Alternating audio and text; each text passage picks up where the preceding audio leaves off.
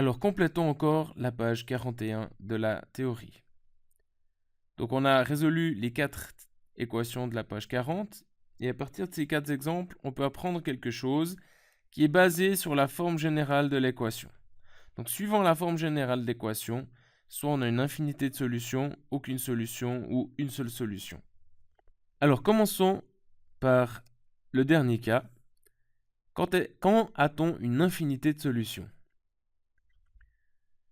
Eh bien, nous l'avons vu dans le 4e exemple, dans la 4e équation. On a une infinité de solutions, c'est-à-dire tous les nombres réels, lorsque A et B sont tous les deux nuls. On a donc une infinité de solutions si A égale 0 et B égale 0. Quand a-t-on aucune solution? Eh bien, nous l'avons vu dans le 3e exemple. L'ensemble des solutions vaut l'ensemble vide lorsque A est nul, mais B n'est pas nul.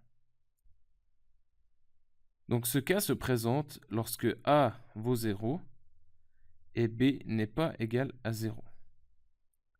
Dans tous les autres cas, c'est-à-dire lorsque A n'est pas nul et B n'est pas nul non plus, enfin B peut valoir ce qu'il veut, peut être nul ou pas nul en fait.